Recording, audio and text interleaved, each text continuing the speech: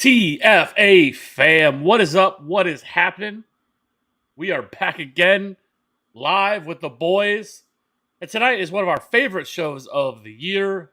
It has turned into tradition. It is the proverbial drop your nuts on the table takes, or lady bits. We don't.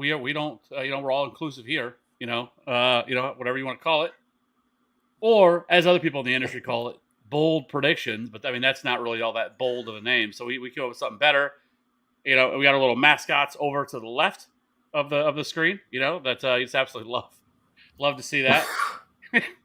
But anyways, how are we doing tonight, boys? Pumped up. I'm pumped up for the show. We had a hell of a show last year around this time. Had a lot of takes thrown out there. We're going to review some of them. But I'm pumped up to give some new spicy ones. See if we can land some more hot takes tonight. Cody, how about you? Yeah, man, just really excited. Good to be back on with you boys. Obviously, it's been a minute, as they say, but yeah, man, I'm just super excited. Obviously, we have a lot of training camp news going on. We do have over on our Twitter where we're doing threads every single night recapping all the news. So we're not going to get in that tonight because we're just way too excited about what's going on. But over on Twitter at FF_authority, if you want to follow along with the training camp news. And then I also am planning on doing just like 2-minute podcast recaps of all the news you'd find in the Twitter thread anyway. So make sure you're following us on your favorite podcast platform as well. But Robby, you had all of last year's takes. So let's recap some of last year's nuts on the table takes, and then we'll jump into the 2022 bold predictions. Yeah, how do we want to start? I think we probably go with the ones we got right. Maybe just fluff it up a little bit with the ones we got right. Is that good? Okay. Let's just go through person by person. Okay, person by person. We'll start out with Kev Steele. And he came out hot last time with Antonio Gibson as the running back one. Antonio Gibson had a good year. I think he was running back 10 on the year, but not quite the running back one. Next, he had Bryan Edwards as a top 30 wide receiver. Didn't quite come to fruition. Then the one he did get was Derrick Henry outside top 12 running backs. Obviously, the injury had everything to do with that, as Derrick Henry was the running back one in points per game before the injury. So that one kind of has a little asterisk there. But then he had a little bonus one at the end. I don't know if you guys remember when J-Mike jumped on. We had a little Jalen Waddle talk. And Kev went next level, and he said, not only will Jalen Waddle not be top 24 wide receiver this year, because that was J-Mike's hot take, right? Jalen Waddle, top 24 wide receiver. He said he'll never have a top 24 wide receiver season. So kind of fun to see Jalen Waddle have a top 13 wide receiver season. So Kev had some wins and some losses there. Going over to you, Cody, you had Austin Eckler and CEH finishing in the top 8 at running back. I think we even goaded you into going like top 4 or top 5. Top 5, Austin Eckler, what was that? It was top 5. Top 5. Austin Eckler obviously hit that. He was fantastic last year. CEH had an injury, didn't quite fulfill that. So I'll give you a 50% on that one. And then your second one was basically you took kind of 2 players from each team that would finish in the top 12. Normally we have one team that'll have 2 wide receivers in the top 12. You had Kupp and Robert Woods from the Rams, and then you had Lamb and Cooper from the Cowboys. And Kupp was the only one who actually did that. So that did not come true. And then your final one was DK, Justin Jefferson, and Saquon, all finishing outside the top 10 at their position. You got it right with DK. You got it right with Saquon. And then JJ just blew it all up for you. He was fantastic again in his sophomore year. But, you did have a bonus one. Forgot about this one. You said Mike Zimmer, and I quote, Mike Zimmer will get sent to Mars. I think that's a win. I'm going to count it as a win. That's a dub, right, Kev? Okay. Kev's in. All right, then myself, I went first off, Cooper Kupp is a top 10 wide receiver, which is so funny to think about now. Right. It seems like it was just not hot enough. And actually, Kev said this because Kev, I'll give you a little credit here. You had Cooper Kupp ranked as a top 10 wide receiver, where all the industry had him as wide receiver 20, 21, somewhere around there. I had him kind of in the middle teens, right?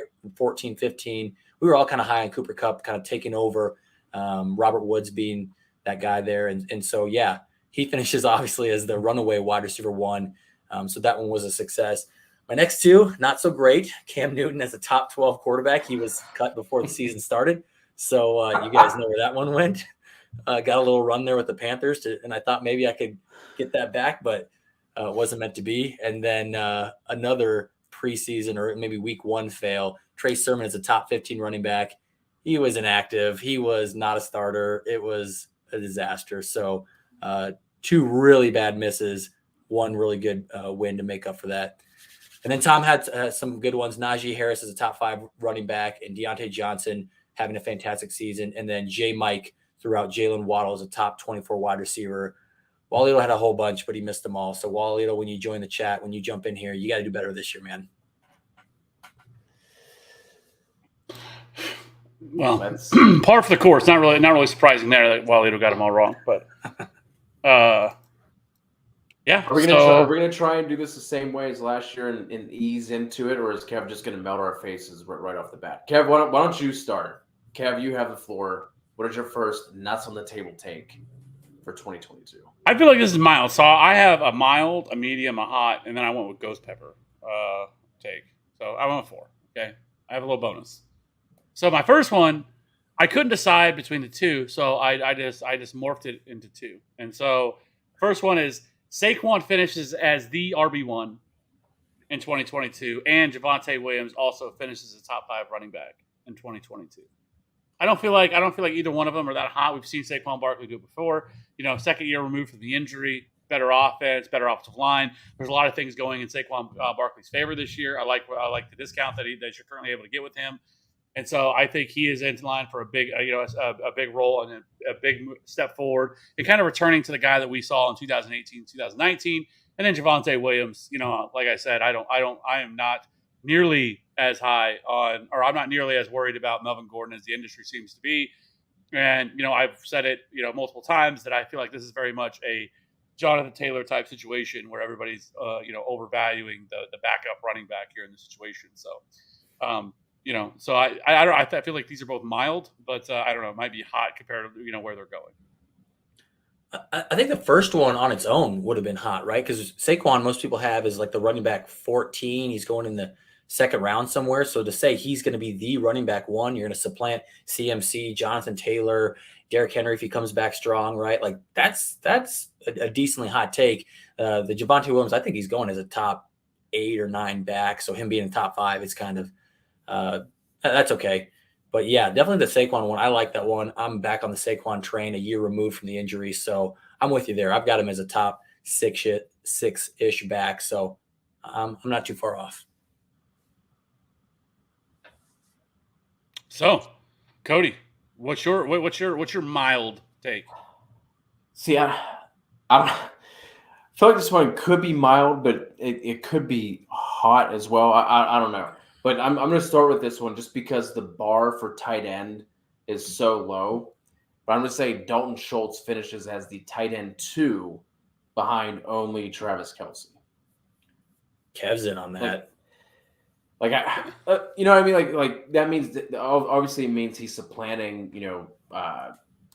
Mark Andrews, Kittle, Waller. Some people have above there. Kyle Pitts is going as like tight end 3 right now on Underdog, at least I think. So, I mean, he did finish his tight end 4 last year, 104 targets. But the big thing is obviously Michael Gallup being out. I know we got the news today that he's looking fantastic through his rehab process. I feel like that was a big part of that quote that was left out. Mike McCarthy saying he looks great and he's fantastic, and literally was like through his rehab process. He still doesn't have a timeline for his return. Could still potentially miss the first 2 months, and then when he gets back, it might take some time to get up to full speed. But I think with that, he's going to be the unquestioned number 2 on this offense. That offensive line has gotten dramatically worse for the Cowboys, especially compared to what they were just a few years ago. Zeke, we're not going to get into that here. That'll be another half hour that we go down the rabbit hole between Kevin and Robby. I think, again, for the second year in a row on the show. But, I don't think we can expect him to be what he has been. I still think he's going to be somewhere in the middle. But anyway, I digress. between the bump in just overall volume and targets he's going to see. And then last year, Amari Cooper had 19 red zone targets. Lamb only had 11. Schultz had like 13 or 14. So he was above Lamb last year. If he can get some more of those Amari Cooper red zone targets, you're only talking about him. His only competition is a small school rookie wide receiver, James Washington, coming over the Steelers, who could never get anything going there. It's going to be him and CeeDee Lamb. So I think between that, he could see double-digit touchdowns and over 1,000 yards, end up as the tight end 2 on the year. Kev, are you in? You in on that? I'm 100% in. I actually was thinking about using that as my mild one too, and I was actually gonna have him as the tight end 1. But I was like, I probably can't do that. I can't do it over Kelsey. So I didn't. But no, I absolutely love that.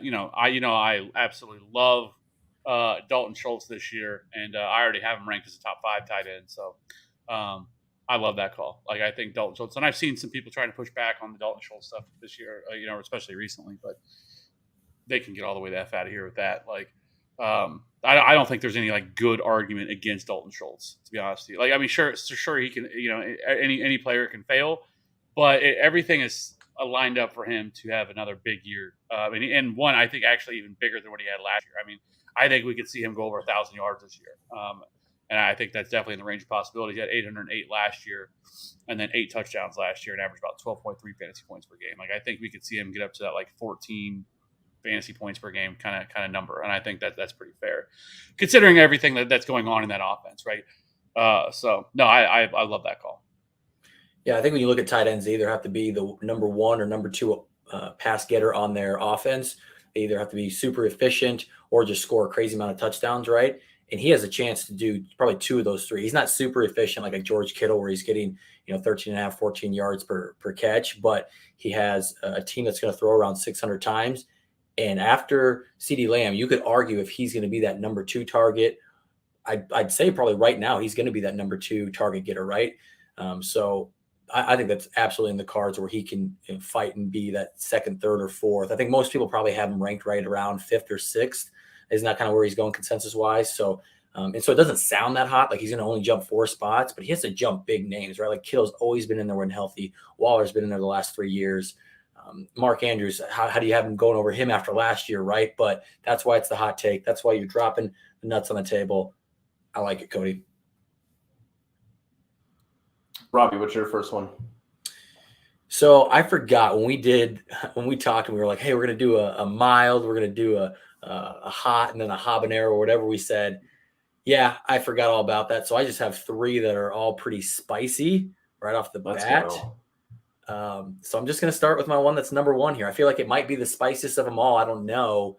My number 1 is Courtland Sutton will be a top 8 wide receiver.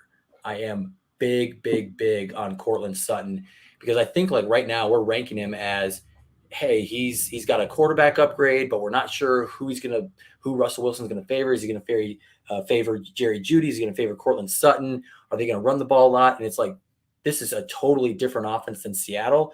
And Courtland Sutton has shown that he is an alpha wide receiver with like Drew Lock and Joe Flacco, right? Like he had over 1,100 yards, 6 touchdowns, 70-some receptions in 2019. That was his last fully healthy season.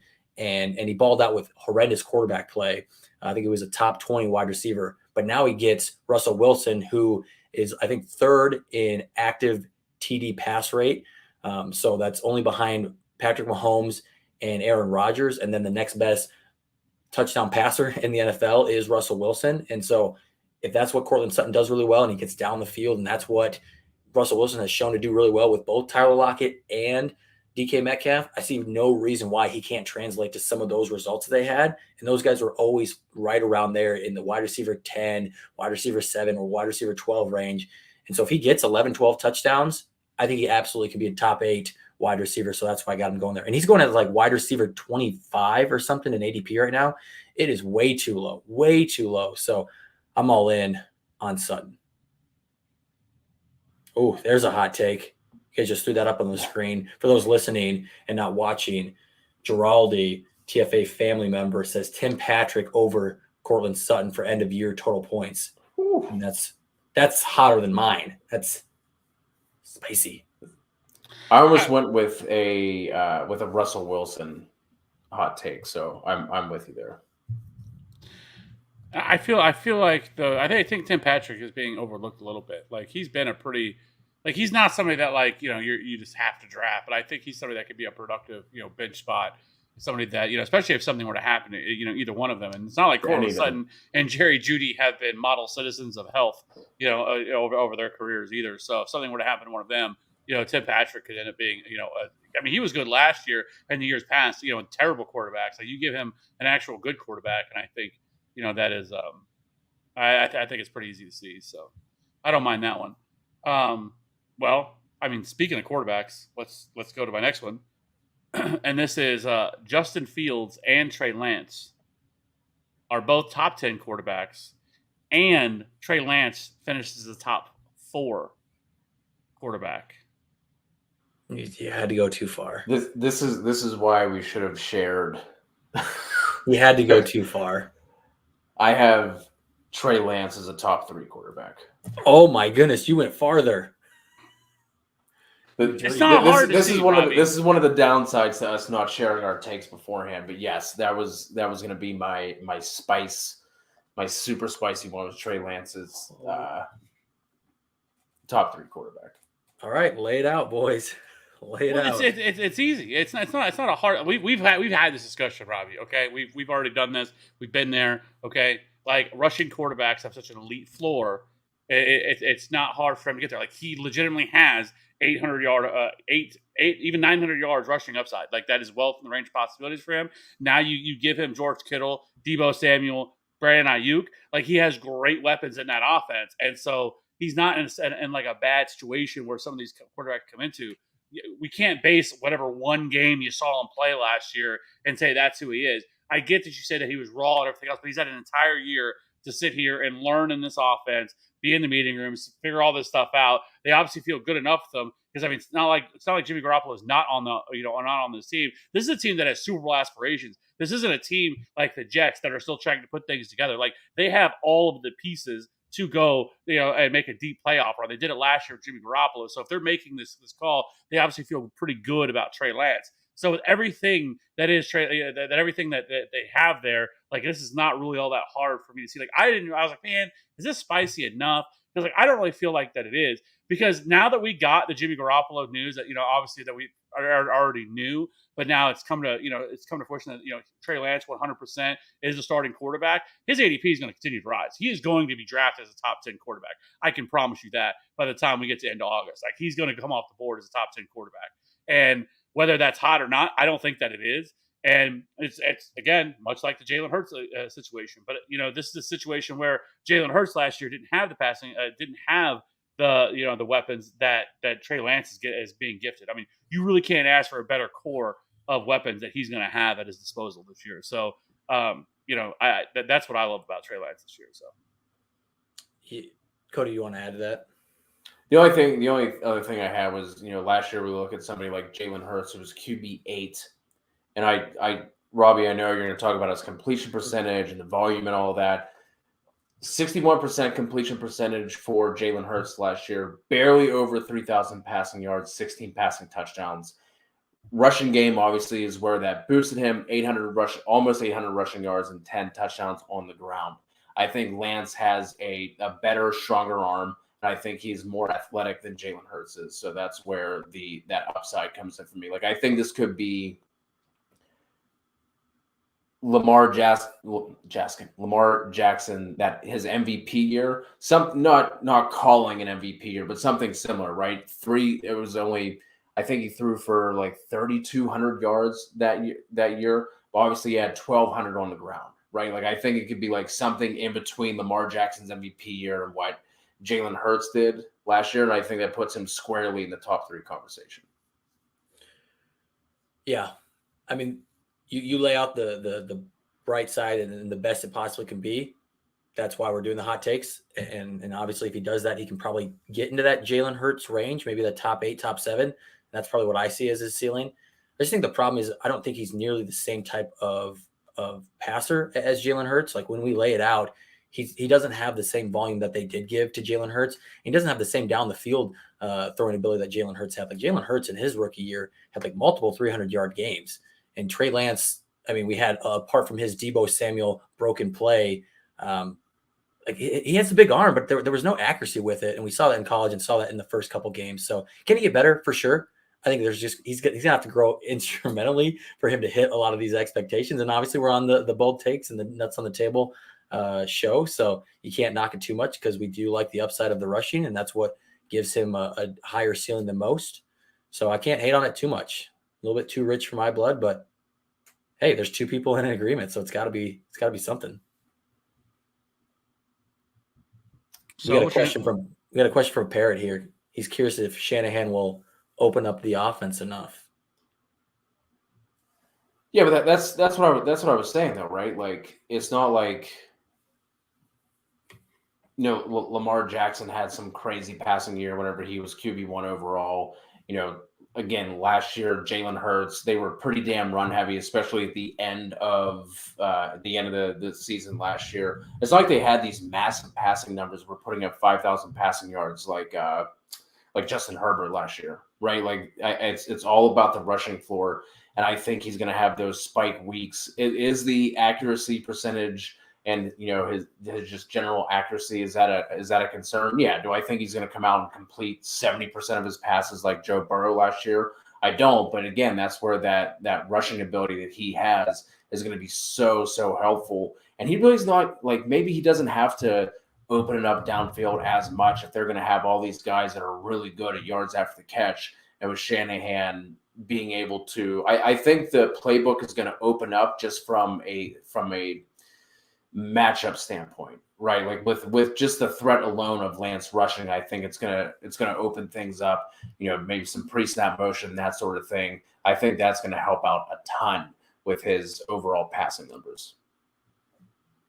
Yeah, you gotta like his weapons. You just want his weapons to stay healthy. It is noting that 2019 season you're referencing, Lamar Jackson threw 36 touchdowns, had that 9% TD rate, which was quite insane until we saw Joe Burrow kind of do the same thing. I think he had 8.6 as his touchdown rate this last year. So very good. Do we want to jump into some of these other hot takes we've got in the chat?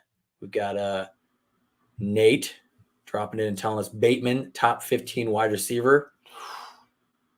Where's he going right now, do you guys think? He's got to be he's going like wide receiver. Yeah, he's going like wide receiver 36, I think, is where he's going. So that's plenty warm. That's when he should start off. So Pickens, second best wide receiver on the Steelers. That's your tune-up, Nate. That's your mild take that you tossed out right away. And then Pitts, tight end 1. That's that medium take. And Bateman, top 15. That's the habanero for me. Yeah. CHB with Sam Darnold beats out Baker Mayfield, has a top 10 season. CHB was also like that's like the top 10 part is like nuclear. Like that's if you just took like a whole thing of ghost peppers and just like, in your eyes. Ate them, right? Listen. Now we're just. That's what I'm talking about. Now we're just tossing. So this is something. So I want to say this, like McCall Hardman. Like we haven't really talked about much about him, but there has been this part of me that's really started to think more and more about him. Like, could he be the guy that everybody's kind of missing this year? That maybe could end up taking a much bigger role. It's not going to be MVS. I just don't think. I don't know. Maybe he does, but it's hard to imagine that MVS goes from Aaron Rodgers and like a Hall of Fame quarterback, and they couldn't unlock him, and now all of a sudden the Chiefs are going to be able to do so. Possible, but I don't see that. But with Hardman, like I can see them doing a lot of stuff that they did with Tyreek, especially on the short and intermediate route stuff, getting him into space because he's excellent once you get him into space and all that stuff. So he's somebody that I do feel like because like right now it's like Juju and Sky Moore and like all these people are talking about these guys. And McCall Hardman is in a contract year as well. And, contract years, never fail. And so, so I don't know, like he's somebody because he's going so late. And I'm like, man, taking shots on McCall Hardman may not be a bad idea. Now, top 10 wide receiver, that is spicy. That is definitely spicy. But I do think McCall Hardman, we could look back and think that maybe we missed on him. You know what my favorite tradition is with this show, this Nuts on the Table take? It's Kev comes full circle around with some player, right? He goes from trashing the player to, hey, I'm a fan. You remember who it was last year, Cody? Remember his full circle player? McCall Hardman, wasn't it? Was I know. was it I Mike know you were right. Davis? It was Mike Davis. We take him in mock drafts all summer long as this dead zone running back, and he's trashing us. He's saying no chance. And then we get on Nuts on the Table, and he's like, guys, Mike Davis starting to come around for him. Well, no, he ended up ranking Mike Davis higher than both of us. Right. The problem with that was though is I fell into peer pressure. I should have just stuck. I normally am just I hold tight. I hold steady in my own convictions. I didn't on that one, and see that's where it gets you. If I just would have just held tight and said no and stuck with my guns, but I didn't. I let the sheep mentality creep into my head. Never again. It will never happen again. But are you doing it again with Hardman? Because I remember I took there is Hardman a couple. no, you're for the right. past I was 3 years. but yes, but there's a big difference between McCall Hardman and Mike Davis. Mike Davis was a 70-year-old running back that only reason he got any steam was because of his quads, and that was it. And the perceived opportunity that he was going to have. I also couldn't predict that Cordell Patterson either was all of a sudden going to come out of the grave. So yeah. So that's my favorite part about the show. I can't wait to see how this Hardman turns out. So I'm just saying I'm not saying I want him over all these other wide receivers in there. I'm just saying I do think that he could end up being the guy that because with the Chiefs, I definitely think there's going to be a little bit more of a committee approach to these wide receivers. It's not. I don't think there's going to be an absolute clear cut like Tyreek Hill was. Yeah. So what's your next one, Robby? So you guys already have 2 out of the way because you guys had a pretty similar one with Trey Lance there. We actually didn't really touch on the Justin Fields side. Kev, obviously it's kind of a similar thing where maybe his ceiling isn't quite as high because he's not rushing quite as much, probably isn't quite the same rushing talent. The weapons around him in that Bears offense isn't quite as good, but still top 10, feeling good about that. Yeah. I mean, I think with him, I think it's a I think he had 400 rushing yards last year and played in what? Well, I mean, unlimited opportunities. I think he could threaten 650, 600, maybe 700 for the ceiling for a rushing total. But I think somewhere in that 5 to 700 range, I think is definitely in the range of possibilities for him with a better offense utilized properly for Justin Fields. And so I don't think that's all that hot of a take with these two. And the one thing I will say as you guys were talking about Trey Lance, it kind of pops into my head. Robby, you have George Kittle as a top 5 tight end, right? He's right there at top 5, I think. Yep. Okay. And you also have Deebo Samuel. I know you don't have him as high as everybody else, but you still have him as a top 15 wide receiver, right? He's right there. I think I have him at 15. Yep. Okay. Where do you have Brandon Ayuk? Probably right outside top 36, probably 38, 40. Let me how do all these guys get there without Trey Lance having at least a decent season this year?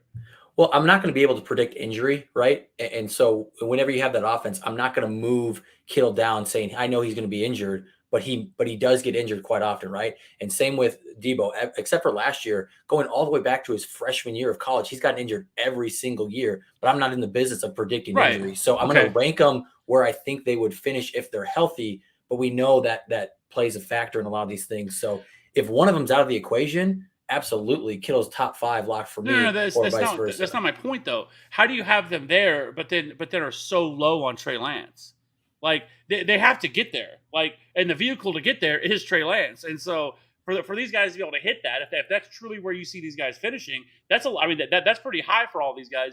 For you to be so low on Trey Lance, like I mean, not necessarily. I guess the rushing piece is probably where I need to maybe re-examine that, because we've seen the quarterbacks that have held these guys and made them the top 5. Deebo was the wide receiver 2 last year, and the quarterbacks aren't top 8, top 7, top 10, right? Like the quarterbacks aren't doing that. Now Jimmy Garoppolo isn't rushing, so there's absolutely that to take into account.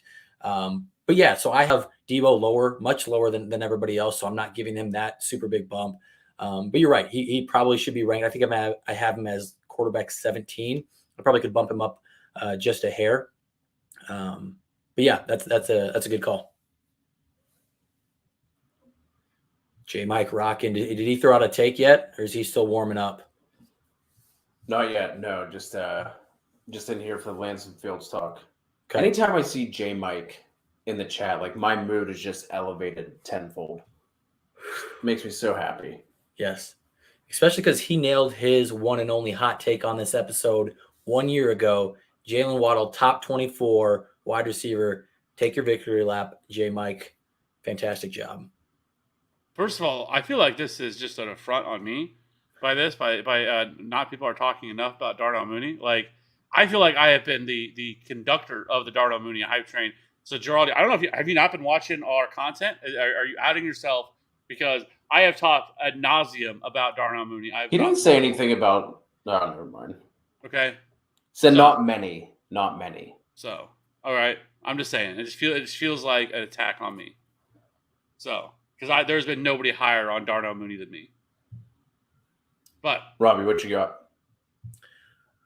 Well, you referenced it earlier, and you said we weren't going to get into it. But I have to get into it because he's going as the running back 17. I have to get into Zeke being a top 5 running back in 2022 because it's just going to happen, guys. Like, this one isn't even hot. This one should be just a standard because whenever Zeke's healthy with Dak at the helm, he's a top 5 guy. 2020 with Dak, top 5 guy. 2021, those 4 or 5 games, top 5 guy. I'm telling you guys, like, this one, we're ranking him as if he's got a PCL injury. He's got a 3rd-string quarterback, 4th-string offensive line tackles. We're not ranking him properly, so we need to get him back to being a top 10 running back at least, and I'm going to put him as a top 5 running back for 2022. Lock it down. Well, okay, so exactly like I talked about with Ezekiel Elliott, his ADP is rising. He's now among most platforms. He's going top 15 among running backs. So, which is what I expected, and I only expect that to get higher as we get more casuals in, and he's going to go a little bit higher. I think he ends up settling in probably high end RB2, low end RB1, and probably by that it's all said and done. But that's funny because, well, I guess I can get to it now. My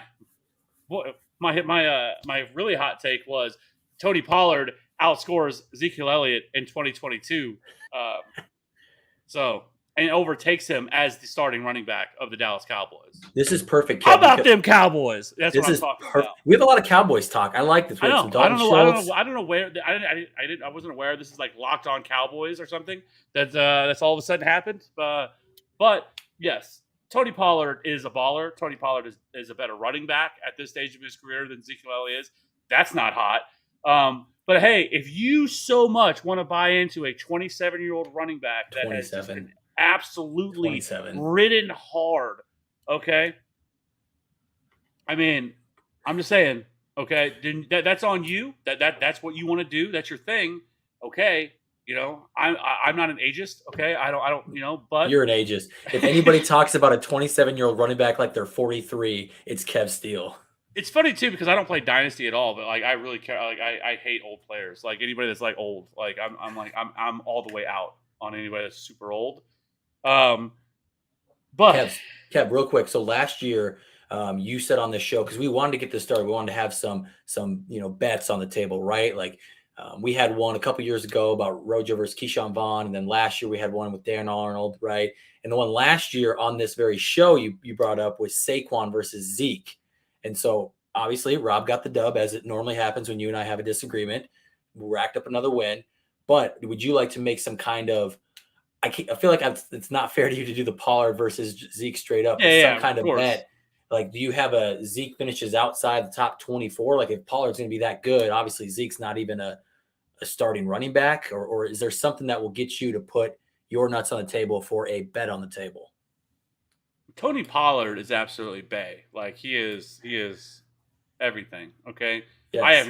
I come away with every draft with Tony Pollard. And good. He's I feel warm. It warms the cockles of my heart. You know, every time that I'm able to select the name that is Tony Pollard. And this is the year that I'm so excited because I feel like this is the year that Derrick Henry is going to crater. This is the year that Ezekiel Elliott's going to crater. You know, and I am so here for it. And so how could we do this? I will say Let's think on it because I want to get Cody's thoughts because he's been kind of quiet here. Cody, which one's hotter? That Zeke's a top 5 running back in 2022 or Tony Pollard outscores Zeke in 2022? They're both pretty spicy. Which one you like more? I think Pollard over Zeke is spicier. Okay. Oh yeah. And I think that's a spicier take because it's not going to happen. Kind of like at that point. No, just because I feel like outside of I don't see Pollard just overtaking the backfield. That's why I think that one's spicier. Sure. Like if Zeke is maybe sees a target share how he did his like second or third year where he approached like 80 targets. Like if there are some ways you can potentially get there, red zone opportunities, that sort of thing. I think the Pollard over Zeke, sans injury, obviously is a spicier take. Coach Mike McCarthy coming out yesterday saying Zeke is a cornerstone piece of this offense. He's what we need to win a championship. They're not going away from McCarthy's him anytime soon. Hey, you can think of what you want of him, but he's the one making the calls of who's going in the game. Let's be honest here. This is a shit about it. Mike McCarthy is not going to be the head coach of the Dallas Cowboys after the season. Like that, I think that's a pretty fair assessment. I like the bonus takes. The bonus takes. It's definitely going to be Sean Payton. Like Sean Payton. Does he go to Mars? So Cody predicted Mike Zimmer to go to Mars. Are you doing the Mike McCarthy gets bounced? Mike McCarthy to Uranus. It was right there. It was right there for me. But no, I think Sean Payton is definitely the head coach next year of the Dallas Cowboys. Yeah, I don't think that's not hot. That's a lot of rumors. I don't think that's hot at all. No. A lot of rumors. Yeah. Where are we at? Are we back to Kev? I feel like with what just transpired, this is going to be a letdown, but it's all I have left. Allen Robinson finishes at wide receiver 1. I'm in. Wide receiver 1 or the wide receiver 1? A wide receiver 1. Let's not go Antonio Gibson here from last year. Real quick before you tell your case. Matthew Friedman, I think he's at FF Oracle. I'm butchering that, but he's kind of the head content and creator for Fantasy Pros, right? Really fantastic mind. The Julio Jones. Yeah, man. He just dissed on our guy, A-Rob. He says, no, Julio Jones over A-Rob. And I'm like, no, because I everything he says, I'm like, I'm in. And then he was just so off the beaten path. But yeah, give us your A-Rob love. Yeah, this is one of the ones. I debated between this and Schultz for my first one because I really don't think it's like that hot of a take. I mean, if you look at last year, through the first 9 weeks before Robert Woods was injured, he was the wide receiver 11, and then over the final 6 weeks, from weeks 12 to 17, Odell was wide receiver 13. Now, obviously, extrapolating stats can get you in trouble, and it's almost never a useful exercise. But looking at Woods from last year, if you take those first 9 weeks, extrapolate them to a 17-week season, on pace for 130 targets, 85 catches. It was like 1,050 yards and 7.5 touchdowns. Here's another hot take. Cooper Kupp isn't going to see 190 fucking targets again. I'm just going to go on a limb. I'm going to say it. He's not going to have 2,000 receiving yards, probably not going to have 16 touchdowns again, right? So I feel like, those type of numbers, 85 for 1,000, 8 touchdowns, are well within A-Rob's wheelhouse. You're talking about someone who's used to being the alpha, being the centerpiece of an offense, and now he's not going to have to be that. He's just going to be able to eat. Love Allen Robinson this year. Finishes as a wide receiver 1. Man, I'm really in on that. When I did projections, he came out as wide receiver 18, which obviously after what you just said doesn't seem like it's that crazy. But where's he going? He's going 36 or lower, somewhere around there. Like nobody's giving A-Rob the respect. They're really treating him like it's last year, and I feel like we 30th. He's going wide receiver 30, 70th overall. 30th. So right there. The wide receivers that are going ahead of him right now, Adam Thielen, get all the way out of here with that. Yep. And then Gabe Davis could go a number of different directions. Sure. Hunter Renfrow is going right around him. Really? Michael Thomas is going right around him. Gross. Yeah, I'm in on that because this offense absolutely can produce two top 12 wide receivers. I mean, before Robert Woods was injured, I know we were disappointed with some of his weeks, and then he had that big blow up week 7 or something like that. But like he was doing okay as this middling wide receiver too. And we know A-Rob is a much better talent. I love Robert Woods, love him to death, but A-Rob is a much better talent than Robert Woods. And so that has to be in the cards if Robert Woods is right there in that wide receiver 2 range week in, week out. Like I'm in. So for me, this was supposed to go earlier, but I already blew my load already. Yeah. Probably got me fired up. So Mike Williams finishes the top five wide receiver this year. That's what I got. Love Mike Williams this year. I think that he is now, which we need to, boys, we need to do another show for our rankings because we are heading into August, and so we need to do a rankings update, which mine have changed quite a bit. I actually have right now, which for me is not hot, but for where he's currently going is hot. I have Mike Williams at wide receiver 12. I have Keenan Allen at wide receiver 19 in my rankings. I don't think that's hot. Keenan Allen has dropped in efficiency each of the last few seasons. And where Mike Williams, I think, they give him a big contract. We saw earlier last year, the first 5 weeks of the season, where he was kind of doing everything. And then he got hurt. We saw a drop off for 4 or 5 weeks. And then he kind of went back to he wasn't as dominant as he was, in the first 5 weeks of the season. But I think that he kind of takes over as the team's wide receiver 1, attached to one of the best quarterbacks in the league. Obviously, one of the best offenses in the league. The offensive line is one of the best in the league. I think this offense absolutely cooks this year. And so I love Mike Williams, and I think he can be a top 5 producer this year. So that's where I'm at. You ageist. It's just ageist, right? We just got to put it Keenan Allen, he's 30 now. You're done with him. Well, send him. Robby, I know this is crazy, but players do decline as they get older. That is what happens. I mean, and he is now on the wrong side of 30. And so not that that's super old, but for wide receivers, we're starting to get to that cliff and with him. And so listen, it's not hard. And then also, I mean, Mike Williams does get the more high value targets, those the deep ball. He also has a higher touchdown upside than he does. It wouldn't be shocking to see somebody like Mike Evans score 12, 14 touchdowns this year. And so, I think that he can't hit that number. And he is currently going later than that because his current ADP now is a little bit lower than that. And he is wide receiver 19. He's actually starting to creep up. He was going later than that, but now he's starting to creep up a little bit. Wide receiver 19, 51st overall. But then we have Keenan Allen going 10th, 27th overall. And no thank you on that. I would much rather take Mike Evans, who is going right next to him at wide receiver 9, 26. I would also rather have A.J. Brown, who is going one spot after him. I would also rather have T. Higgins. And we all know I would damn sure rather have Michael Pittman, who is absolutely they.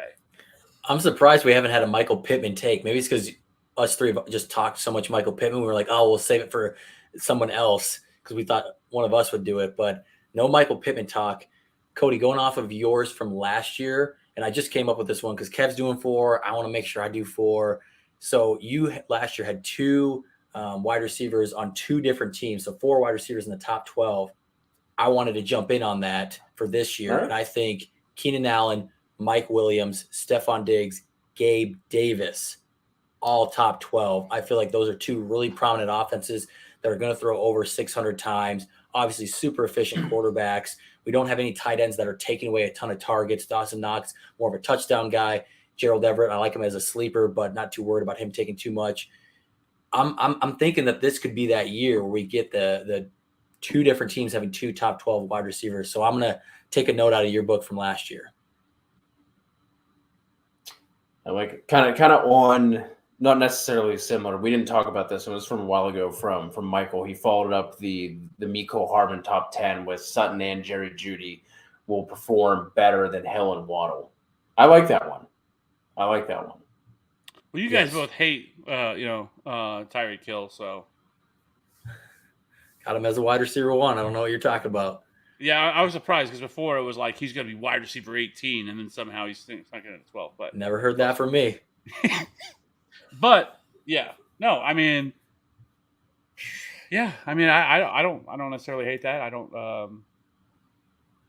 This Devontae one's Smith. this one's got some spice. Devontae Smith outscores AJ Brown and is a wide receiver 1. That's Oh, spicy parrot. that's the spice we need. That's the perfect amount. Dang. You Did guys you think it's guys possible? have? Or go Did ahead. you guys have any other ones that were like ruminating, or you thought about putting down? Like I thought about. I mentioned earlier Russ Wilson. I thought about throwing him like top 3, top 5, but I didn't know like how like necessarily how hot that one was. Thought about Irv Smith, top 6 tight end this year. Yeah. I mean, if he takes those touchdowns from Thielen, I love that one. Russ, I feel like we got to go top 3 plus, right? Because he's going as quarterback 8 or 9. We love that offense, love the weapons around him. Yeah, top 3 is when you're starting to get some spice there with Russell Wilson. And I'd be in on it. I'm in on that offense. Gator J. Apparently, my sarcasm didn't come through. Here's one. So this is one that I was kind of thinking about doing, but I didn't do. Was Nico Collins finishes as top 36 wide receiver this year? I feel like that's. I mean, we're talking about a wide receiver that's going wide receiver like 78 right now. So, I mean, is Davis Mills supporting 2 top 36 wide receivers then? I think it's possible. I think Davis Mills is better than what people give him credit for, and I think people just kind of cast him aside because it's the Texans, right? And right now, I mean, who else is really there? It's Brandon Cooks, and then obviously, it sucks to hear about what happened with Mechie, with the leukemia and stuff like that, and hopefully, he gets a quick recovery. It sounds like they caught it quick enough, and it's it's a curable. One of the more curable, forms of leukemia. So, hopefully, he, is back and ready to go next year, which he was already, with the ACL and everything else. So it was going to be tough for him to be ready so far, early in the year this year. Anyways, but outside of that, I mean, it's Brandon Cooks and it's Nico Collins. And Nico Collins, again, a lot of people look at him and he doesn't really get talked about enough this offseason, but he had over 500 receiving yards last year as a rookie. And not that that's I know that doesn't melt people's faces off, but that's still, something that when we're talking, or nearly 446, 33 receptions, 446 receiving yards. And, obviously that's not, like I said, that's not obviously Jamar Chase or anywhere in the realm of some of the other top producers that were rookie wide receivers last year, but he still produced in what was a really bad situation last year. And I think he's somebody that, if you're 12-team leagues and above, if you want to take some shots on some wide receivers late or some players late, Nico Collins, him and Donovan Peoples-Jones are probably my 2 super late guys that I think both have some upside here. I was also talking about go with Donovan Peoples-Jones as well, especially now with your boy David Bell. He has a foot injury. He's going to miss the next 2 to 3 weeks. Not good for any rookie wide receiver to miss that kind of time. Obviously, we're going to see what's going on with Deshaun Watson. I'm surprised that news has not come out yet on Deshaun Watson. With training camp started, I would have swore they would have been out before training camp happened. Just because, do you really want all this? Because now he's, preparing to be the starter. And it puts the Browns in kind of a bad spot, right? Because, you'd rather, if it's going to be Jacoby Brissett is going to start the year as the quarterback, you want him to getting all the first-team reps. But you really can't do that because right now you have no idea what you're doing with him. I think they know because they sign Josh Rosen. They announced that Brissett is for sure the backup. I think they're making moves. I think there was a report that came out that, hey, they're bracing for an 8-game suspension. I think they know that a suspension is coming. Maybe they've gotten word somehow. So I expect it to drop any minute now, maybe get swept in with the Friday news here in a couple days. But I think they're starting to prepare. But you're right. You want him with the ones getting those reps, but he's still learning the playbook. So maybe it's fine that he's with the 2s right now. But I think they know something's coming. Yeah, I'm starting to really think that it's probably going to be much less than what people originally thought it was going to be. I think it's going to be in that 2 to 4 game range. Man, I just don't know what that backlash is going to be if it is. Well, I think there's the other aspect of it. Not that I'm saying that that's what it should be, but what I No, I understand. Is that there's a precedent set with the owners and what some of the shit that they've done. And that there's been no recourse against them because the NFLPA, if they were to suspend them for the entire year, they're going to court because the NFLPA is going to sue the shit out of them, and so would Deshaun Watson. They've already said that's what they were planning on doing. I don't think they want any part of that. So I think they're going to go with whatever the judge, what's her name, Sue, is whatever her recommendation is, and I think they're just going to stick with it. Yeah, I really want that news because I think it affects a lot of different fantasy pieces on the Browns, and we have to adjust for that. So hoping that news drops quickly. Kev, are you done? Did you do all of yours? Yeah, I believe you have one more, right? I do. I slid in that other one just based on Cody's from last year. My final one is, so I have my first two. We're kind of talking people up. I have to have one hater, one pushing people down, and that's DK Metcalf finishes outside the top 36 wide receivers. Right now he's going as wide receiver 17, 18. And I just feel like we're not accounting for how much production they're losing going from Russell Wilson to Geno Smith / Drew Lock. And probably part of that is that small sample size where DK did score multiple touchdowns with Geno Smith at quarterback during those 4 games. But I think that was the exception, the short 4-game sample size, and not the full 17 where teams can prepare for Geno, find his weaknesses, because his career touchdown percentage rate is 3.5%. And that's a full 3% drop off from Russell Wilson. And so we're not getting the touchdowns. We're not getting the same air yards for DK. And if you take that away from his game, you're really looking like at a bad flex option each and every week. So I feel like it's not as hot, but with everybody having him as kind of this middling wide receiver 2, it is pretty hot.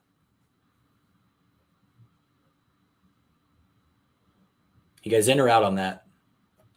I think it could go either way, to be honest with you. I mean, I think DK Metcalf's going to be better than what people think that he's going to be, just because, I mean, we've seen we've seen wide receivers, be able to still, produce and with bad quarterbacks, right? I feel like it's pretty rare, though, don't you think? And if he is good, is he better than the wide receiver 17 or 18 where he's going right now? Like, I feel like that's his no, I mean, I'm not saying that I think that I feel like there's a lot of like negativity towards DK Metcalf, like that he's going wide receiver 18, 48th overall. To me, that's probably too high. I couldn't take him there. There's never a chance that I'm drafting, and I would take him in that range. Like, if he fell into the wide receiver 3s, then I would have some interest there. But I'll be honest, like in SFB, I actually drafted DK Metcalf. It was like the 8th or 9th round, and he was still sitting there, and I was just like, man, I really had no interest of taking him. But at that point, I felt like value was fair, so I ended up taking him. But like, I didn't feel good about it. I didn't feel great inside. Like, I wasn't excited about it, which is crazy because I think DK Metcalf is, on another team, like we're talking about, somebody that's probably easy top 10, top 12 wide receiver for sure. But, now with who they have and Geno Smith and Drew Lock, but I still think that he can be a top 24 wide receiver. Like, I don't think that's crazy, where a lot of people are just completely out on him. Yeah. Count me in as the group that's out on him at current ADP for sure. Yeah. Like I said, that's a little bit too hot for me, to be able to take him there, just because there's so much uncertainty. Like, that offense could really, truly just be terrible. Because the other thing I've been kind of, going through my thoughts of some of the stuff that, like, as we get closer to, preseason and stuff like that with a training camp here, is like, are we overlooking Kenneth Walker? Like, Kenneth Walker right now is going like 8th, 9th round. And listen, I like Rashad Penny, but there is this part of it's like, man, we're still talking about a rookie wide receiver, or a rookie running back. He took in the 2nd round.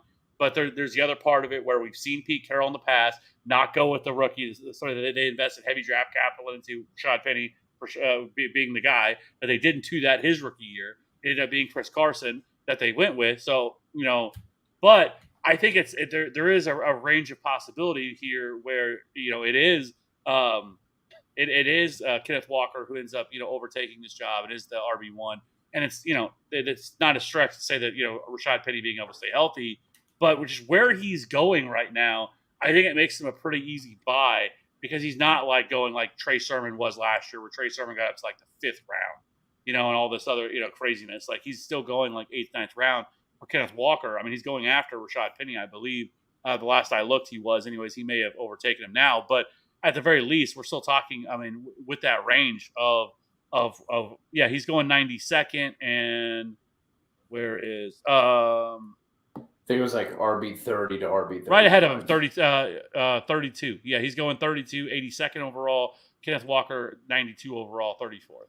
So they're going pretty close to each other, but he's still cheaper than Rashad Penny. So that range, I don't mind buying him there, even though I hate that offense. Yeah, that offense is what kind of worries you, right? Like how gross. How much scoring are they going to be able to do? Is that a real question? Right. And the offensive line is bad. I mean, there's so many bad things about this offense. Yes, I agree. But at the same time, I guess there's the, is there a path where he could finish as a top 24 running back, like an RB2 for Kenneth Walker? Because, I mean, he's arguably the most pure runner from this class. I mean, that's kind of what everybody would talk about with Kenneth Walker. He was the best pure runner of all these running backs. Very like Nick Chubb type of comp, I guess. Not really a pass catcher, but he doesn't have the offensive line that Nick Chubb has. He doesn't have the offense even that he would have had. This offense is substantially worse than anything the Browns have really trotted out over the last few years, and so that just makes it tough. It's just weird. It's wild that we're just seeing no rookie running backs outside of Breece Hall go, or early. Like all of them are going late. Yeah, they all kind of have their own thing, right? Like we just laid it out for Walker, Dameon Pierce. You want to talk about a gross offense? I feel like that's even kind of in that same range, Algier, right? Gross offense. Algier, like they all landed in spots where they're probably needed because the offense is so gross. So Rashad White. Draft Rashad White. Like that's who I want. Like of the late round running backs, like not name Isaiah Spiller because obviously he makes the most sense. Great offensive line, great offense. All those things. Like Isaiah Spiller should be the next guy, but past him, and then I guess Kenneth Walker. I think it's Rashad White for me. Like of the later round guys, like I want Rashad White. It's not a bad one to take. I want whoever's catching passes. And I think that's going to be him. And like Leonard Fournette has certainly been somebody. He's also somebody that's dealt with a lot of injuries in his career. And so if he goes down, could Rashad White anyways eat into that pass catching role anyways of Leonard Fournette? I think that's also a possibility. We know his calling card is a pass catcher and terrific at that. So I don't know. I do want some Rashad White for sure. As we go to wrap up, our guy Gator Fan has a question for us. Any general strategies you like to try for when building out your bench in redraft? And Gator Fan, 2 QB, 2 flex league with 7 bench. I think I can speak for all of us when you're looking at your bench, it's upside, right? You're looking at that, and you want to be able to tell yourself a story on that. That doesn't necessarily mean that like in round 8, let's say that you're drafting Sky Moore because he's attached to Patrick. Like you don't have to reach on guys, but you're looking for. I'm not worried about safety. I'm not worried about Jarvis Landry's on my bench and and guys like that. But you want to be able to tell yourself a story of like with something like we touched on earlier, like Tim Patrick, right? Like if one of those guys goes down, he could be the wide receiver 2 in a Russell Wilson offense. Guys like KJ Osborne. Things like that, just to be able to tell yourself a story on like how they can get to that upside. Yeah, and going even further, because I've hit on this a couple times, guys. Is like I want to define what we mean when we say upside, and for me, it's somebody attached to a good offense that can score touchdowns. I feel like that's the easiest way to be a flex player in your starting lineup. Is you can score a touchdown every other week, or you have a good chance to score a touchdown, or you just get a high volume of yardage on not a lot of work. So if you're able to have those boom plays. So Tyler Lockett, before he came, Tyler Lockett was that way. So somebody who can make boom plays and score touchdowns. I mean, I think upside is more can they vastly outproduce whatever their ADP is, right? And so like if they're going as an RB4, can they finish as an RB2, and stuff like that. I think that is what upside is. I don't really care. I don't think whatever offense you're in really has any dictate, whatever your upside is. It just plays a factor in it for sure, but it's not the only factor. And to me, it's just, again, can he, when we talk about it, if it's talking about somebody that's going, in the 4th round or in the, like I said, an RB4, wide receiver 4, this guy has wide receiver 2 upside. And I think that's what, when we talk about upside, like that's what that would be. Yeah. I guess you could make that argument for anybody though, right? Like if you like that player and you think they're a value. I don't think value. so. You could, I mean, that's sure. what I makes it mean, subjective. crazy things happen, and and stuff like that could be possible. But I think it's less likely, and the range of outcomes that it happens, is much less for certain players than it is for others. Yeah, sure. Terrace Marshall could end up being a wide receiver one this year. I mean, that's within the range of possibilities. I mean, he is going to be on a roster, but the range of outcomes happening is pretty slim. Which I'm not going to fall into the Brian Edwards type stuff, but I just there's a part of me that's just like watching from afar of what Terrace Marshall's doing and like hoping that maybe he can do something. Well, that's what I'm saying. Like, you could make a case where Terrence Marshall beats his ADP, which you would say then he has upside, right? Like that's why I'm saying I want to make sure upside isn't subjective, because you can make that story however you Sure, want. but I'm it also putting it depends on as how much, right? Like how much are you expecting? Like to say that if Terrace Marshall's going wide receiver 80 and he finishes I think he's going to finish as wide receiver 72. Like there's still no upside there. Like yes, he can outperform that. But I'm talking about somebody that can kind of drastically outperform what that would be, or what their ceiling is, I guess. If he beats out Robby Anderson, I don't see why he couldn't. So it's not going to take much for him to beat out Robby right. Anderson. Is terrible. So at that point, could he be, a flex every other week? You get what I'm saying? Like you can talk yourself into a narrative. Sure, but like it's just upside. not his range of outcomes is not nearly as high is what I'm saying. Like to be able to tell yourself that story like is pretty tough after what he just came off last year, which again sucks because I loved Terrace Marshall, but like it is what it is. What happened with him last year, and hopefully maybe something can happen and he's unlocked. It doesn't look like it's going to happen, but I'm still holding. There's a little there's a little part of me that just hopes it does. Maybe it's probably not going to happen, but maybe it does. Okay. Even Brian Edwards now. Brian Edwards could end up being. I mean, is it possible that Brian Edwards could outscore Drake London and be the the wide receiver one in Atlanta? Auden Tate. Give them all upside, according to Kev. They all got upside. We all have truthers that we had at one point. You were a truther for somebody. I mean, you, Robby. I mean, are you watching from afar of Trey Sermon? I mean, we know Trey Sermon's never going to be a thing, but you just kind of hope that maybe it's possible one day that maybe something could happen with him, right? It's like Josh Gordon. I've held on to Josh Gordon hype forever. And I still think he could make a roster. He could still be on the Chiefs. He can make a roster. He could be the wide receiver. Hot take. There's the hot take for the night. Josh Gordon could make a roster. I've been talking about Josh Gordon since I have been talking about Josh Gordon since I've started doing this back in like 2015 or something, 2016, whenever we first started doing this, whatever it was. Yeah, it's been forever. Kells, what's back up? rocking with us. How do we feel about Rashad Penny? Gross offense, but I mean it's not like he's, even though the blurb was coming out that he's preparing for 220 carries or whatever that blurb was that hit a couple of weeks ago. He's not getting drafted that way, and he's not getting drafted in comparison to how he finished. So, I mean, if you want to take a shot on him and, the 7th, 8th round, it's fine. That's just an offense I'm personally just staying away from.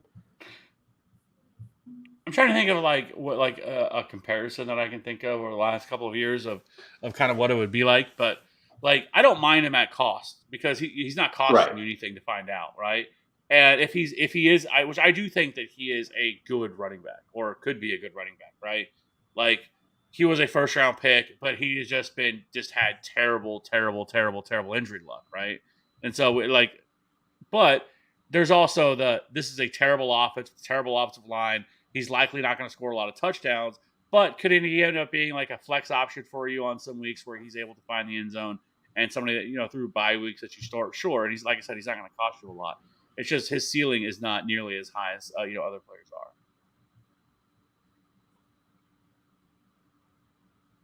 So, when you have a couple of boom bust wide receivers ranked near each other, how do you best differentiate between them? For instance, somebody like Lockett and Claypool. Well, I think those two specifically is a little bit different, but in just terms of overall, I think you just look at who's in the better offense, right?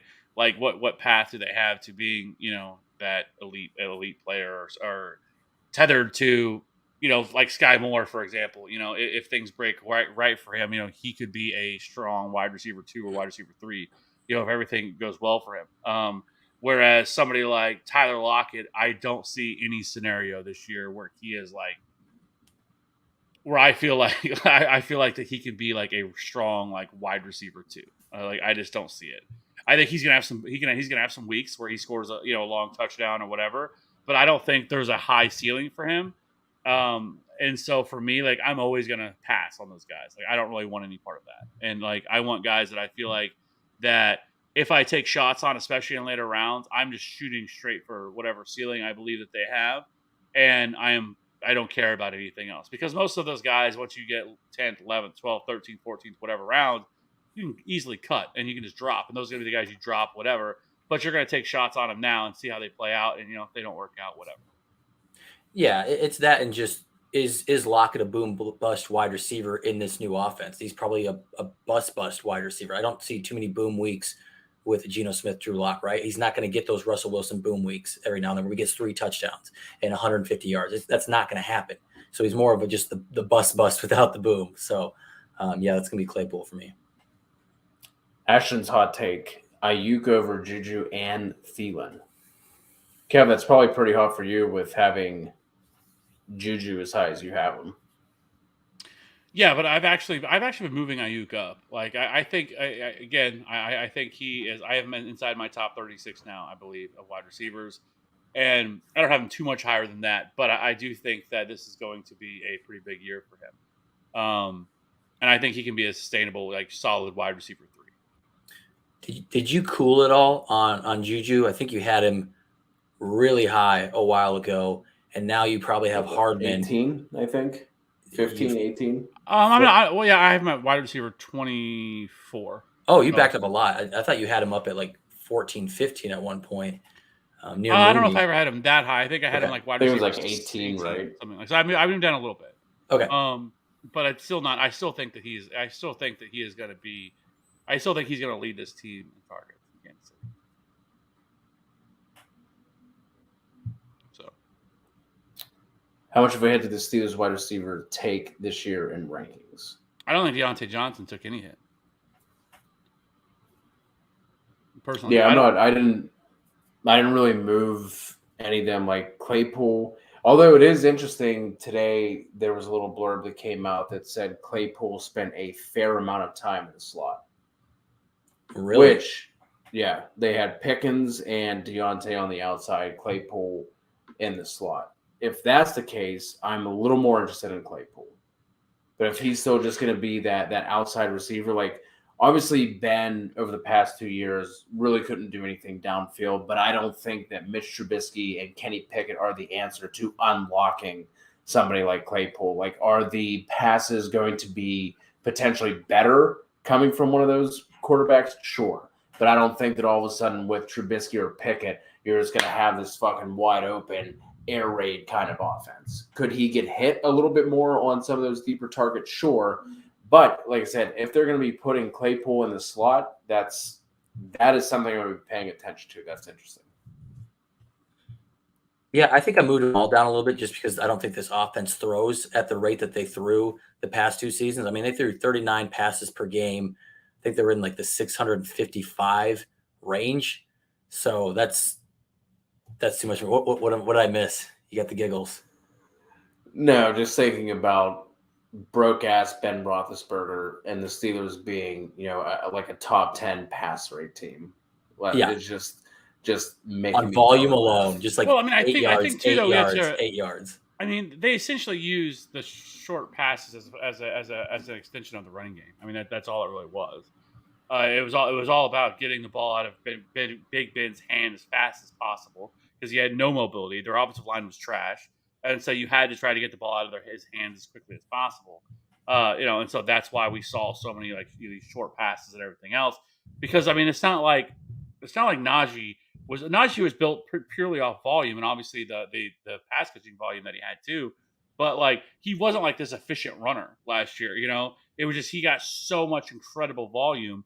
And so because that offensive line hasn't been good, and so with that, this year, I do think now that you actually have a quarterback that can actually move and actually get outside the pocket, and you can do a little more play action and stuff. Because if you're a defense, you're not worried about Big Ben going fucking anywhere. You know what I mean? And so like you're just attacking at all times because you're just trying to get to Big Ben or stop the run game. But now, like, not that Mitchell Trubisky is Lamar Jackson, but Mitchell Trubisky certainly has an element to his game of being able to be get outside the pocket and actually run. And so I think that helps them a little bit in terms of being able to allow him to run and everything else. So because Mr. Trubisky is a guy that can get you. It's more Alex Smith type level of production of running. He's not a guy that's going to get 600 rushing yards, but he is somebody that I think that can threaten for 300-400 yards, on the ground. Maybe 400 is too high. Probably 250, 300. I think range is probably fair for him as a runner. So I think so. With that being said, I think it kind of changes the complexion of this offense a little bit and what you're able to do. Because, like, a lot of people look at Deontay Johnson and say, well, he's just a benefit of Big Ben's short passes, and that's why he was so good. I push back on that wholeheartedly. I think Deontay Johnson is #really, really good at football and is a really good wide receiver. And targets are earned. And so while yes, there's the possibility he's going to lose targets. He's not going to have 170, but I think he can make up for and more deep shots and being able to catch a 50-yard touchdown or something like that, because he has that in his rate. He can do all those things. We just haven't been able to see it.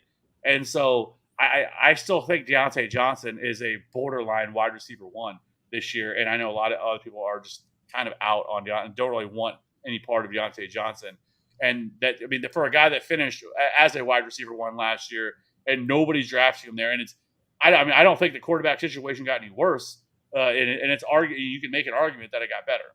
And so it just doesn't really make a whole lot of sense to me. He's going wide receiver 14, 39th overall. So he's still kind of going somewhere close to that range. But that sounds like kind of where you have it. You said borderline wide receiver 1. I'm just a little bit lower. I got him at wide receiver 16.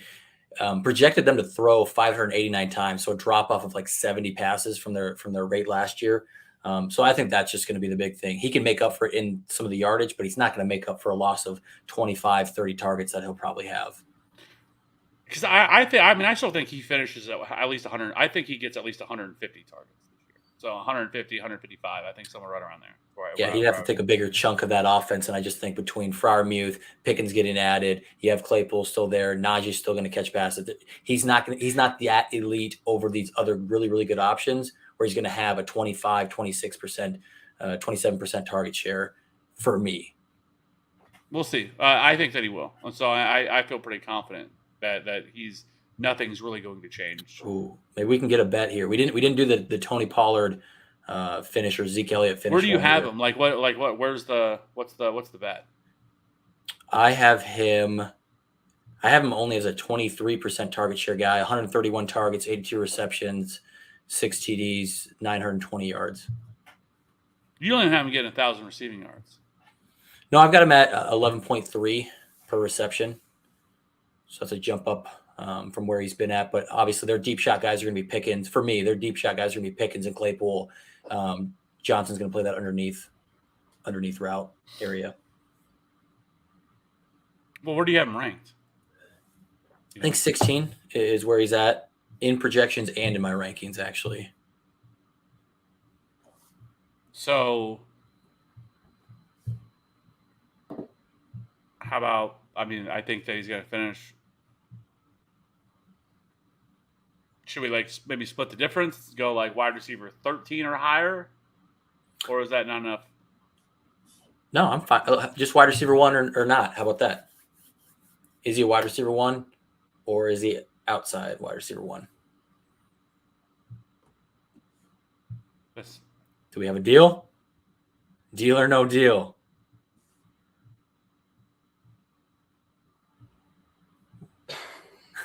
Okay. Yeah, I'll take that. All right. That's our second bet, right? Because we made one on a different podcast. Arnold. Dan Arnold or Evan Ingram, who finishes with more points. That's bet number 1 on the table. You and Cody got to get a couple. You guys had a couple last year. I think you guys had a Sutton versus Judy one. Maybe it got done, maybe it didn't. We've got our second one now. Is Deontay Johnson wide receiver 1? Let's go points per game. So in case he gets hurt, I don't want that to get ruined. So I'm in. As we get into the throwdowns, I'm sure something will organically come up from that. I'm ready for throwdowns. Yeah, we gotta get some of those on the old content sketch. Last question. Since it's hard to project if they'll hit, how many rookies is too many in redraft? Like we were just talking about, I think this year is a little bit different, just because of the cost that you're getting a lot of these rookies. Like, is in like you're not breaking the bank to get some of these. I mean, just to throw out a number, like I probably wouldn't want more than like 3 or 4, like on a typical redraft team, just to like kind of like put a number on it. But it all comes down to talent, situation, costs, all that sort of stuff. But like I wouldn't want to load up on rookies in a redraft league. No, I mean, you don't want your entire team comprised of them, but like you mentioned, I mean, most of these guys are going so late. Like, yeah, this year is a weird year. Yeah, I mean, so like the first rookie wide receiver off the board is wide receiver 39, 94th overall. And then you have Treylon Burks, 45, 103, Chris Olave, 48, 111. Now, there's going to be some rise here as we get hype and we start getting more training camp news, stuff like that. Some of these guys are going to rise, but none of them are going to get to like the Jamar Chase, like wide receiver, 5th round or whatever he was going, I think, earlier last year. Same thing with running backs. I mean, you have even Breece Hall, who's going to continue to rise, but Breece Hall still is going running back 21, 43, but then you have to go all the way down to Kenneth Walker at 92, and then all the rest of them are just late round guys. And so there's just not as much buzz around a lot of these rookies this year.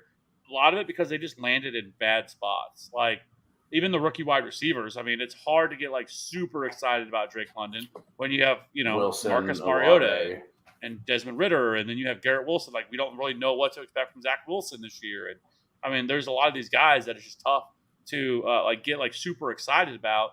And so, outside of really Sky Moore, he's the one that, landed in a truly elite offense. If you have Christian Watson, but he's dealing with a little bit of injuries. He's been a little banged up as well. And so, so for me this year, it's a little bit different. If a lot of these guys continue to go late, I have no problem if you want to take 3 or 4 or 5 of them. I mean, it doesn't really matter at that point. A lot of them you're going to be dropping anyways. I mean, those are late round picks anyways. And if you're going to take a shot on somebody, I'd rather take a shot on somebody like that outside of taking, like you mentioned, like a Jarvis Landry. I will never take somebody like that ever because I know that they don't really possess much of a ceiling. And so, like, I don't need guys like that are more, they're good floor plays, but they're never going to have much of a ceiling. And that's not what I'm looking for when I'm drafting late.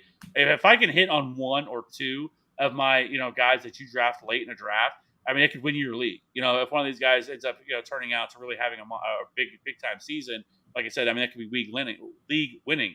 If we got a little bit of indication last year about Elijah Mitchell, before week 1, I mean, that would have been a guy, we're kind of talking about, or James Robinson a few years ago. Same kind of situation where James Robinson was a little bit more easier to project early, like late before, because the Leonard Fournette got cut, during training camp, and then so it started to be like a little bit easier to project. But again, he was still a late round pick. And so those are the guys that I want to take a shot on, because if they hit, I mean, you're like I said, I mean, it could be the difference between you winning and losing a league, or not losing, but winning a league. Boys, any last hot takes we want to get off our chest, or do we leave it all on the table? I think I'm feeling pretty good with what we have on the table. We each kind of hit on 1 last year, so I'm hoping maybe we can slide in. Someone gets 2 right this year. We advance. We slowly get better. Hot takes are tough to hit on. That's why they're so spicy. They're hot takes. I mean, we shouldn't be. People shouldn't be taking this as gospel. I mean, we're just, what I mean? Have a little fun. But we hit on some, so I'm hoping we can do the same thing this year. Yeah, I am too. That's the name of the game, right? So, anyways, I mean, we are a couple of days away from August, and so all 32 teams are back in training camp. I am already getting like a little fatigued of the training camp, reports that are coming out. That I'm just like, Jesus, like, why is this my favorite time of year? Like, oh my goodness! And then people, Twitter, it's just a buzz and it lights up, beep, beep, beep, beep, and everyone just gets all super excited about it.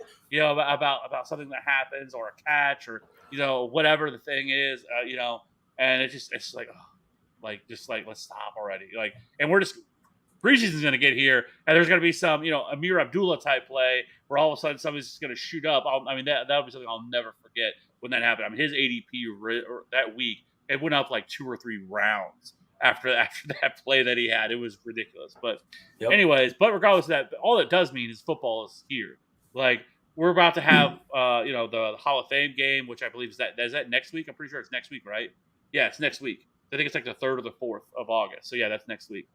And so, we're here. So I'm excited for that. We got a ton of content coming out. I think we've done so far in the last couple weeks like 15 videos. So if there's anything anybody wants to see, whatever, put in the comments, whatever, jump into our Discord.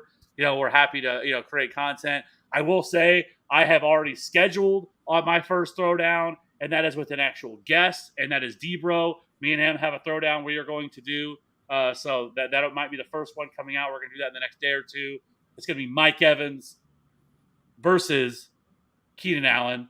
And so, speaking of talking about that, so that's going to be the first throwdown with D-Bro. Got him lined up for that. So we have a lot of content. The plan is to have content every single day. We're going to start doing more live streams, and then we'll get into season. And then that's when the real fun starts of, live streams multiple times a week, the Sunday show, everything else. So I appreciate everybody rocking with us. All the new subscribers, I really appreciate it. Cody, you got anything else to say? Yeah, I do quickly just want to say, like I said at the top of the show, the training camp threads we're doing every night on Twitter at @FF_authority.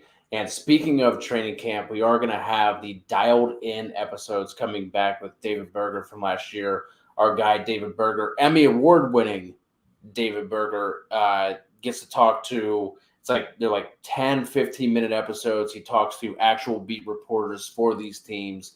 A lot of fun last year, always filled with good nuggets. So those will only be on the podcast as well. Those won't be on the YouTube. So make sure that you're subscribed to us. I think you can find us on damn near any podcast platform, but Dialed In is going to be back with TFA again this year. Absolutely love that. Those were awesome last year. And some of the nuggets got picked up by NBC Sports Edge, stuff like that. It's pretty cool. I forgot about that. Listen, it's another year, but we're here to win fantasy championships. That's what we're here for. I hope we see everybody over in the Discord. If you're not over there, it's absolutely free. You can find a link in every one of our videos. Like I said, absolutely free. It costs you nothing. And, conversations starting to happen more and more. Fantasy drafts are going to start really kicking up. DFS, well, I'm excited for that. We're 2 or 3 weeks away. We're gonna fire that boy back up with me and Maddie, Ryan, and then D-Bro once again has been freed, and he's going to join us on a lot of shows this year as well on the DFS pod. So football season's here, boys. I'm excited. We're coming in hot. So I appreciate everybody, all the support. Like I said, we will catch you on the next one. Have a great night. Bye.